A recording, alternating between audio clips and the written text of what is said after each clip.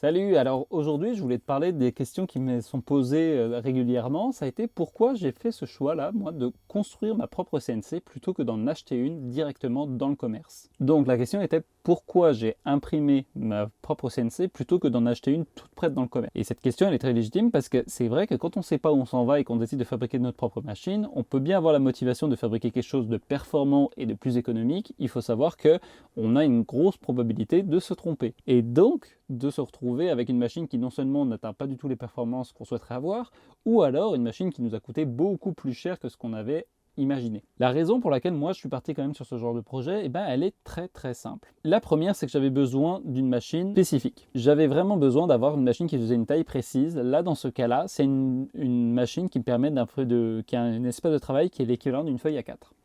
Et moi, ça, c'était quelque chose qui était vraiment très bien parce que, par rapport au format que je veux travailler en général ou simplement le fait de voyager et donc de pouvoir la déplacer très facilement avec moi, j'avais besoin d'une machine que je pouvais replier, que je pouvais ranger, que je pouvais déplacer très facilement. La deuxième chose, c'est que j'ai fait comme tout le monde, j'ai estimé un petit peu le coût que ça m'aurait donné et j'arrivais quand même à baisser le prix.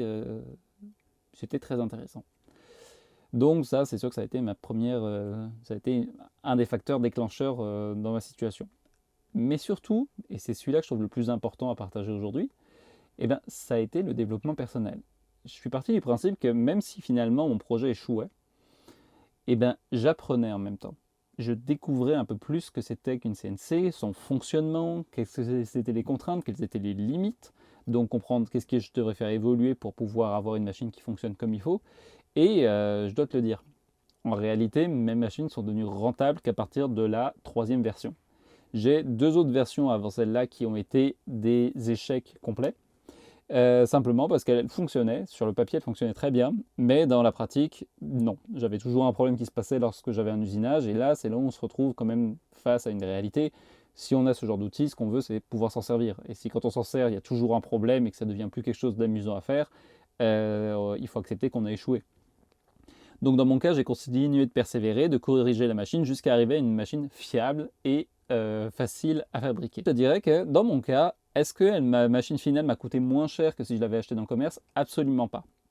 Par contre, ce qui est certain, c'est qu'aujourd'hui, je peux avancer d'autres projets avec, et ça c'est déjà une victoire pour moi parce que j'ai bel et bien une machine fonctionnelle dans les mains, mais surtout j'ai tellement appris au niveau des contraintes, des fonctionnements, un peu de la programmation, que je peux me lancer dans d'autres défis encore plus importants. Et moi je trouve ça très important de le souligner, c'est que quand on est bricoleur, c'est bien de faire des choses, c'est bien de faire des projets, mais je trouve ça très important de sortir un peu de sa zone de confort, puis de se donner de temps en temps, pas tout le temps, et c'est là où il faut le doser comme il faut, mais des défis avec un risque d'échec élevé, justement pour, quand on arrive enfin à les résoudre et avoir quelque chose de fonctionnel, comme c'est le cas pour moi aujourd'hui, avoir cette satisfaction-là personnelle de dire « Waouh, j'ai réussi ». Bien sûr, ça m'a pris un peu plus de temps, bien sûr, ça m'a coûté un peu plus cher, mais par contre, là, moi, je refais un projet similaire. C'est un peu comme faire du vélo. Une fois que tu as appris et que tu sais faire, c'est du acquis pour toi. Et ça, c'est vraiment ce qu'on oublie, c'est que au-delà du coût de la performance, c'est vous que vous développez en fabriquant ce genre de projet. Donc, je voulais le souligner, parce que c'est la raison principale qui m'a poussé, moi, à fabriquer ma machine plutôt que de l'acheter dans le commerce.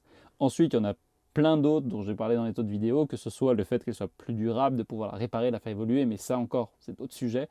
Ce qu'il faut comprendre, c'est que moi, principalement, c'est le défi, c'est le fait de réussir à me dépasser, c'est de fabriquer quelque chose qui me semblait impossible, qui m'a le plus motivé à réaliser ce projet. Donc si toi aussi tu cherches à fabriquer ce genre de machine, mais que tu ne veux pas passer par les trois versions ou les deux versions d'échecs que j'ai fait, j'ai une bonne nouvelle pour toi, les plans de la version 3 sont en description et je te les offre gratuitement, je te laisse regarder ça. En attendant, merci d'avoir regardé cette vidéo jusqu'au bout. Je te souhaite un bon bricolage, passe une bonne fin de semaine et je te dis à très vite dans une prochaine vidéo. Ciao!